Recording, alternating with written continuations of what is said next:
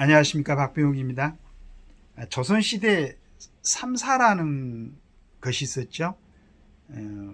홍문관, 그 다음에 사헌부, 사관원 이렇게 있었는데, 홍문관은 이제 경사서적을 관리하고 경연을 맡고 왕의 자문을 갖다가 담당을 했었는데, 거기에 이제 뭐 대자익이라는 사람이 그 우두머리였고, 그 다음에 이제 대사원 우두머리를 맡고 있는 감찰기관에 있던 사헌부가 있고, 그 다음에 사관원이 있었죠.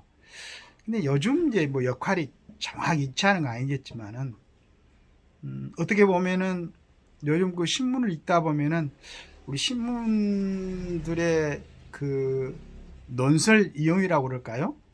이런 분들이 사관원 역할을 하고 있지 않는가, 이런 생각을 합니다. 그래서 이제 그 조선시대에는 사관원을 어떤 사람들을 뽑았냐고 한번 보니까, 학식이 높고 품행이 고든 그런 사람들을 특히나 이제 사관원에 뽑았는데, 이 사람들의 우두머리는 대사관이라고 그랬죠. 그래서 아마 그때 그 뭐 임금 밑에서도 아마 임금의 정책에 대해서도 자기 목을 내놓고 간하는 그러한 충직한 그 대사관들도 있고 아마 그랬었던 모양입니다. 그래서 저는 이제 요즘 언론을 보면서 아까 얘기했던 것처럼 우리 그 논설위원들 이런 분들이 그런 역할을 하고 있지 않는가, 혹시 또 아니라면은 해야 되지 않는가, 이런 생각을 하고 있습니다. 그래서 그런데 이제 가끔씩은 제가 이제 좀 의아하게 느끼는 게, 이 정치권의 정치 인물들을 갖다가 여기서 다루는 걸 보면은, 정치공학이라는 것은 지금 저는 솔직히 말해서 정당을 운영하는 사람들도 정치공학에 매달리면 안 되죠. 진정으로 그 정치를 한다고 그러면은 국가와 민족의 또 국민들에게 어떻게 하면 이익이 될 것인가, 국익이 될 것인가라고 고민하면서 해야 되는 게 정당이라고 생각하는데, 그 희한하게 정당은 그냥 뭐 정권을 잡는 걸 목표로 하고 막 이렇게 이제 예전에 뭐 정치학 같은 걸 잠깐 보면은 그렇게 돼 있던데, 저는 그걸 고쳐야 된다고 생각합니다.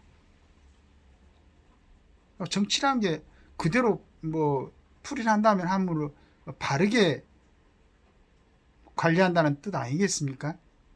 그런데 거기에 속해 있는 사람들이 온갖 그냥 모략으로 말이지, 이거 염치도 없고 창피도 모르고 이런 사람들이 정치를 한다면은, 그리고 그걸 갖다가 정치공학으로 생각하고 한다면은, 그러나 이제 그 사람들은 정치꾼들이니까 그렇게 다 치고, 그러나 소위 각 언론사의 주필이거나 논설위원이거나 이런 분들은 정치공학에 매달려서는 안 되죠. 혹시 그런 지금 구렁텅이에 빠져 있는 정치인들이 있다면은 그 사람들을 일깨워 가지고 바른 정치가 뭔가를 갖다가 알려주고 그 사람들이 바르게 나가도록 이끌어줘야지. 그래야 그 각 언론사의 주관으로서, 주필로서 또는 논설위원회에서 책임을 하는 거죠. 이런 책임을 예전에 왕조 시대 때 그 뭐 잘못하면은 그냥 삼족이 멸하는 그러한 쪽에서도, 그런 상황에서도 임금한테 올바른 얘기를 했던 게 사관원들이었는데, 지금 그 오히려 지금 어떻게 보면 올바른 정치인들이 잘 수습해 나가고 잘 이끌어 나가려고 그러는데 들쑤시는 같은 역할을 하는 그런 그 언론인들도 있다는 얘기죠. 우리가 볼 때는. 그러면 이 사람들이 왜 그럴까? 그냥 조용하고 잘 나가면 자기들이 할 일 없다고 생각해서 그러나? 뭔가 문제가 없을 때도, 문제가 없다고 그러면은, 잘 나가고 그랬다면 그걸 격려해주고 좀 더 잘 나가도록 사회 전체적으로 안정되고 이렇게 해야 되는데, 조금 정치인들 중에서도 조금 그래도 제대로 잡힌 사람들이 제대로 정리를 하고 좋은 쪽으로 나가려고만 하면은 이상하게 저 몰입애 같은 애들, 뭐 잡스러운 애들을 갖다가 내세우고 이런 사람들이 역할을 해야 된다고 이런 얘기를 하는 언론들이 있다면은 이 사람들은 언론인들이 아니죠. 이 사람들이 어떻게 보면 몰입애들이죠. 언론 몰입애들. 저는 이렇게 표현하고 싶어요. 우리 같은, 그러니까 정치라든가 이런 부분에 대해서 아주 전문적이 아닌 사람도 그거 읽다 보면은 이 사람이 은근히 갖다가 분열시키고 균열을 시키려고 하고 있구나, 이런 생각이 드는데, 왜 그런지, 그런 만약에 생각을 가지고 어떤 자기를 드러내려고 하면은 신문사에 그 논설위원회에서 있지 말고 정치로 나가세요. 자기가 취향에 맞는, 지금 여러 정당 중에서도 자기하고 맞는 정당이 있을 거 아니에요. 거기 가서 하세요. 뭐 대변인도 할 수 있고 여러 가지 역할이 있을 테니까. 전 국민이 보는, 그리고 소위 국민들을 선도해 나가는 언론사의 주필이라는 그런 타이틀을 가지고 이렇게 균열시키고 분열시키는데 앞장서지 말고, 저는 그걸 얘기를 하고 싶어요. 근데 조금 그래도 정치인들이 국민들의 눈치를 보고 조금 그 안 좋은 쪽에서 좋은 쪽으로 선회를 하려고 그러는데, 지금까지 아주 그 뭐 이 정치권을 갖다 흙탕물로 오염시켰던 이런 사람들 또 끌어내 가지고 뭐 포용을 하려더니 같이 가야 된다더니, 그러면 나머지 국민들의 스트레스는 얼마나 심하겠습니까? 그 말도 안 되지. 그래서 신문에 특히나 나이 어린 기자들도 아니고 뭐 지식이 얇거나 뭔가 한 건 떠뜨리려는 이런 기자들이 아니고, 그래도 신문을 대표해서 사설을 쓴다거나 어떤 칼럼을 쓴다든가 하는 사람들은 정말로 생각을 깊이 하고, 그 매일 쓰는 건 아니니까 일주일에 한 번 쓴다고 하면 고민 좀 하세요. 고민 좀 해가지고, 국민들이 여러 가지로 혼란스러울 때 국민들의 생각이나 정신을 갖다가 가다듬어 주고 맑게 해주는 그런 역할을 해야지. 어떻게 조금 정리돼가는 이런 정세를 갖다가 또 잡스러운 인간들을 갖다가 내세워가지고 이 사람들도 안고 가야 되고 이 사람들도 포용해야 되고, 그러면 국민들은, 소위 정치 지도자라는 사람들이 별의별 짓을 다 하고, 그럼 보통 사람들은 생각지도 못하는 짓들을 다 하고, 그러면서도 1년에 뭐 이런 큰 돈을 받아가면서 많은 보좌관들의 지원을 받아가면서 법률이라고 만든 걸 보면은 그냥 죄다 기업들을 옥죄고 국민들의 권리를 갖다 훼손시키고 저해하는, 전부는 아니겠지. 그런 법률들을 어떻게 한 건이라도 더 만들어갖고 뭐 법률 위반했다고 이런 짓들을 하는 그 국회의원들, 이런 사람들에 대해서 언론의 소위 주필이라는 사람들, 논설이라는 사람들이 칭찬하거나 감싸면 안 되지. 진심으로 이런 사람들은 성토하고 싶습니다. 그리고 어떤 정치공학적으로 이 사람이 어떤 당에 필요하거나 안 필요한 그런 걸 떠나가지고 언론인들은 그 사람의 품행이나 여러 가지 행위가 국민들의 어떤 본보기가 될 수 있도록 해야 된다고, 그걸 강조를 해줘야죠. 그래야 될 거 아니겠습니까?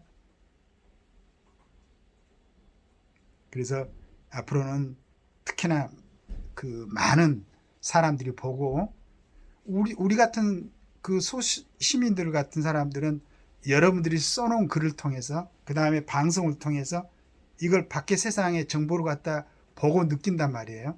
그런데 그런 부분을 애국에서 전달한다거나 그렇게 돼버리면은 많은 국민들이 어떤 정신적으로 정확하게 사안을 갖다 제대로 판단을 못하고, 결국은 그런 국민들의 시각이 모여서 투표를 하게 되거나 지지를 하게 되면은 국정 전체가 한쪽으로 흔들리고 바로 잡히질 않는다는 얘기죠. 이는 심각하고, 여러분들이 중차대한 임무를 갖고 있다고 생각하고 앞으로 글을 한 줄 쓰더라도 제대로 쓰십시오. 솔직히 저처럼 이렇게 유튜브에다 한마디 하는 것은 뭐 많이 보지도 않고 누가 뭐 이렇게 관심도 갖지 않으니까 큰 영향은 없지만은, 여러분들이 쓰는 글은 전 국민에게 배달되는 신문 아닙니까? 그럼 좀 신중하게 생각하고 정말로 내가 이 글을 써가지고 어떤 사람들의, 국민들에게 어떤 영향을 줄 것인가를 고민해야 되는 거죠. 고민 안 하십니까? 그런 고민하기 싫으면은 그 자리에서 내려놓고 다른 일을 하셔야지. 우리는 지금 각 당에서 국민들이 보기에 잘못되고 품행이 좋지 않고 정가가 있고 이런 사람들을 다시 국회의원으로 뽑고 싶지 않아요. 그러려면은 여러분들이 정리를 해줘야 돼. 언론사에서 그런 사람들을 정리를 해가지고 국민들이 선택할 때 도움을 줘야 됩니다. 그래가지고 선하고 많이 있잖아요. 너무 많이 있잖아. 능력 있고 깨끗하고 선하고 국민들에 대해서 충성할 수 있는 그런 사람들이 많이 있는데 왜 전과가 있고 범죄를 저지르고 성추행을 하고 남의 돈을 갖다가 갈취하고 이런 사람들을 갖다가 자꾸 띄워주냐 이거야. 그래가지고 그 사람들만 공천하면은 국민들이 선택권이 없으니까 거기에 각 당에서 후보를 뽑지 않으면 국민들이 그 사람한테 투표를 못 하잖아. 그래갖고 또 이상한 사람들을 뽑는 거지. 그러니까 언론에서 먼저 점검을 하고 나쁜 놈들은 국회의원으로 내보내면 안 되지. 왜 그런데 그런 얘들을 갖다 칭찬하고 전선에 내세우려고 하냐 이거지. 국민들한테 선택권, 그건 국민들의 선택권을 갖다 방해하는 겁니다. 그런 사람들이 다시 후보자로 나온다면은 국민들은 투표를 안 하거나 그 사람을 찍어야 되잖아. 한번 고민들 하시고 진짜로 신문에다가 뭐 칼럼을 쓴다든가 신문사의 주필로서 이런 글을 쓸 때 고민 좀 하십시오. 고민 좀 하셔가지고 먼저 걸러주세요. 안 좋은 짓 했던 사람들. 그리고 국회의원 특권을 갖다가 그걸 빌미로 사가지고 그 소문이나 퍼뜨리고 그것도 진실이 아닌 소문 퍼뜨리고 국정감사에서나 청문회에서 말도 안 되는 소리, 그 다음에 술 취한 소리, 그냥 잡스러운 소리. 국정조사에서 질문을 하려고 국무위원들을 불러냈으면은 질문을 하고 그 사람들 답변을 드려야지.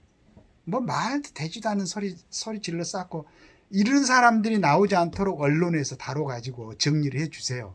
그래가지고 국민들이 내가 항상 얘기한 것처럼 정말로 한 3사람이 나왔다 그러면 다 좋은데 이 사람들 다 우리 국민들의 심부름꾼이 국회의원으로 뽑고 싶은데 정말로 어렵네.